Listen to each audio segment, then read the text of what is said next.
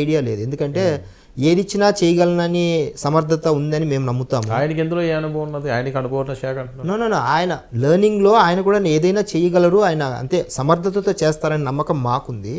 ఒకవేళ ముఖ్యమంత్రి గారు లేదు మీకు ఈ శాఖ బాగుంటుందని చూసినా నో ప్రాబ్లం తీసుకుంటారు. వైసీపీకి కూటమి అస్త్రాలు ఇస్తుందా లేదా? ఏమి ఇస్తుంది అస్త్రాలు? మీరు చెప్పండి, ఏమి ఇస్తుంది? చాలా అంశాల్లో చెప్పండి మీరు ఒకటి. ఇంకా పూర్తి స్థాయిలో అమలు కాదు. ఏది సూపర్ 6? సూపర్ 6లో 3 చేస్తాము, మిగతా 3 జూన్ నుంచి చేస్తాము. ఇంకా వాళ్ళు 2019 మే 30వ తారీఖున ఆయన ప్రమాణ స్వీకారం చేస్తే జూన్ 9వ తారీఖున అమ్మఒడి ఇచ్చినాడు. అందుకనే 11 సీట్లు వచ్చినాయి. నేను అంటున్నాను, మాకు ఇంత మైనస్ లాస్ట్లో చేసిపోయి 6-7 లక్షల కోట్ల బడ్జెట్ అప్పులో చేసిపోయినా కూడా మేము మా యొక్క ఏది ఖర్చులు తగ్గించుకుంటూ బడ్జెట్ని ప్రతి రూపాయిని బేరీజు వేసుకుంటూ జాగ్రత్తగా ఖర్చు పెడుతూ చేస్తూ కూడా మేము సూపర్ 6 అమలు చేయడానికి కట్టుబడి ఉన్నాము. వాళ్ళు ఇలా జల్లారు, రాళ్ళకు 750 కోట్లు జల్లారు ఆయన మీద, సర్వే మీద రాళ్ళు, భూ సర్వేలో రాళ్ళ మీద చక్రవర్తిలా ఫీల్ అయ్యాడు ఆయన.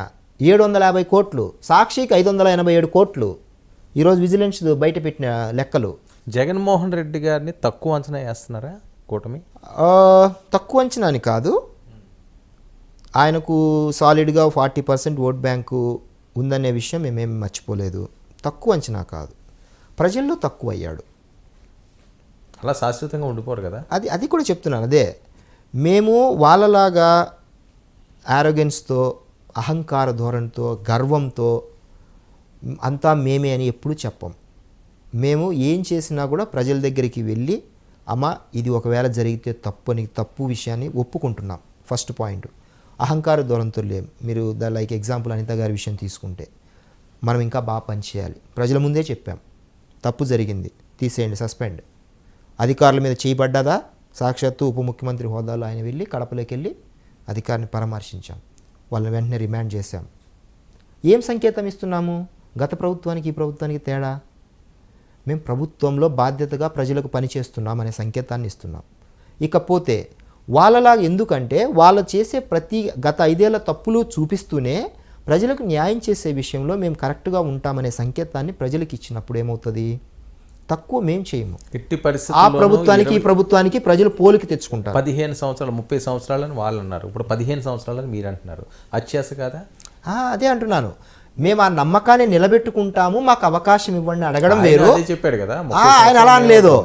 30 ఏళ్ళు నేను ఉంటా, పార్టీ నాదే, అధ్యక్ష ఎన్నికలు ఉండవు అని అంటే ఈసీ బాబు అట్ట కాదు బాబు, కుదరదు, 5 ఏళ్ళకు ఒకసారి నియామకం జరగాల, అది రూల్ బాబు అని పంపిస్తే మళ్ళీ అధ్యక్ష. వాస్తవంగా కూటమి బాగా పరిపాలన సాగిస్తుందా?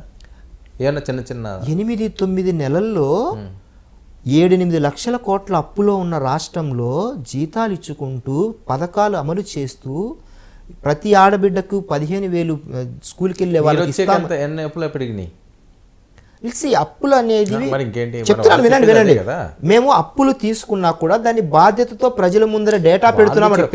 వాళ్ళు అలా పెట్టలేదు. వినండి సార్, వినండి, నేను ఇందాక అందుకే ఎవిడెంట్ గా పెట్టాను. మనకు వైజాగ్ లో ఉన్న స్థలాలు గవర్నమెంట్ స్థలాలు గవర్నమెంట్కి అమ్మడం ఏంటి, తాకట్టు పెట్టడం ఏంటి? అది ఎప్పుడైనా చూసామా? Polytechnic college, ITI college, MRO office, Seethamma ధరలు, ఇవన్నీ చూసామా మనం ఎప్పుడన్నా? ఎన్ని జరిగాయి అప్పులు? దానికి సక్రమంగా వాడారా? మద్యం విషయంలో 90,000 కోట్లు దోచేశారు. మనకు లెక్కలు తెలిసినది 25,000 కోట్లు తెలిసింది, ఇంకా తవ్వుతుంటే వస్తున్నాయి. ఇలా ఈ డబ్బంతా ఖజానాకు రావాల్సిన డబ్బు కదా, ఎక్కడికి వెళ్ళింది? ఇదంతా ఎక్కడికి వెళ్ళింది? 25,000 కోట్లు జరిగింది జగనన్న కాలనీల విషయంలో దోపిడీ. 5 లక్షలు ఉన్న సైట్ను 20 లక్షలకు పెట్టి కొనిచ్చారు, 40 లక్షలు పెట్టి కొనుక్కున్నారు. ఇక్కడ జగనన్న లేఅవుట్ వస్తుంది, ఎమ్మెల్యేగా కొనండ్రా ఇక్కడంతా మన ఏరియానే అని ప్రభుత్వం తీసుకున్న డబ్బు ఇదంతా. వచ్చాయి ఈ రోజు కన్నా లేఅవుట్లు ఎక్కడొచ్చాయి? చెరువుల్లో, కాలువల్లో తీశారు, అది కూడా సైట్లు. 2 లక్షలు కూడా చేయని చోట 40 లక్షలు పెట్టి కొనిపించారు గవర్నమెంట్తో. ఎక్కడ పోయింది ఆ డబ్బంతా? ఎవరి డబ్బు అదంతా? ఇలా తవ్వి తీస్తే కొన్ని 100 ఉదాహరణలు ఉన్నాయి గత ప్రభుత్వం తప్పులు. మాకు వాళ్ళకు పోలికేంటి? మేము అందుకు కాన్ఫిడెంట్గా చెప్తున్నాం, మాకు ఒక అవకాశం ఇవ్వండి, మళ్ళీ ఇంకొక 2 టర్మ్స్ అవకాశం ఇవ్వండి, అలాంటి పొరపాట్లు తప్పులు జరగకోకుండా కాస్తాము. ఓపెన్గా రిక్వెస్ట్ మేనర్లో అడుగుతున్నాం, వాళ్ళలాగా ఆదేశించలేదు, తన్నట్లేదు. మీకున్న అవగాహనలోనో లేకపోతే మీకున్న ఆలోచన సరళలోనో ఇంకా ఎవరెవరు అరెస్ట్ అయ్యే ఛాన్స్ ఉంటుంది? అరెస్ట్ అంటే కొందరి మీద ఇంకా కంప్లైంట్స్ ఉన్నాయి. ఆడుదాం ఆంధ్రాకు సంబంధించినది కూడా తప్పులు జరిగాయి. ఎవరు ఆడుదాం ఆంధ్ర? ఆడుదాం ఆంధ్ర మాజీ నగరి ఎమ్మెల్యే. నగర ఎమ్మెల్యే మాజీ మంత్రి. మాజీ నగరి ఎమ్మెల్యే మంత్రిగా పోయాక కదా ఎమ్మెల్యే అయింది. తీసేశారు కదా కొద్ది కాలమే, 2.5 yearsే కదా. సో ఆ లెక్కలు ఒకటి ఉన్నాయి. సో ఎవిడెంట్గా తీసుకెళ్ళాలి ఏదైనా సరే అని. రోజా పేరే వినిపిస్తుంది, ఇంక మిగతా వాళ్ళు ఎవరు లేరా? ఉన్నారు, ఎందుకు లేరు. ఒకటి ఏంటంటే కొందరు ఏమో అప్స్కాండ్లో ఉన్నారు. ద్వారంపూడి పరిస్థితి ఏంటి వివేక్? అసలు ఇలా అన్నారు, అలా అన్నారు, షీజ్ ద షిప్ అన్నారు, ఈ నెలలు ఎన్నో టన్నులు పట్టించామన్నారు, ఆయన హ్యాపీగా కాల్ రైడర్స్ తిరుగుతున్నాడు. అలా అని కాదు. కావాలని ఏమన్నా అతను టార్గెట్ చేసి అలా అని కాదు. సీజ్ ద షిప్కు సంబంధించినది చివరి బియ్యపు గింజ డౌన్ చేసి అని మన రాష్ట్రంలో చివరి బియ్యపు గింజ తీసిన తర్వాతనే షిప్ వెళ్ళింది, 30 రోజుల తర్వాతనే వెళ్ళింది. సరే ఓకే, అది వేరే. తర్వాత ద్వారంపూడిని టార్గెట్ అదే చెప్తున్నాను. దానికి సంబంధించిన వ్యక్తులకు సంబంధించినవి డాక్యుమెంటెడ్ ఎవిడెన్స్గా ఏదైతే ఎవరి పేర్లమైతే ఉన్నాయో వాళ్ళను తీసి వాళ్ళని రిమాండ్ చేయాలనే క్రమంలో జరుగుతున్న పరిశోధన జరుగుతోంది.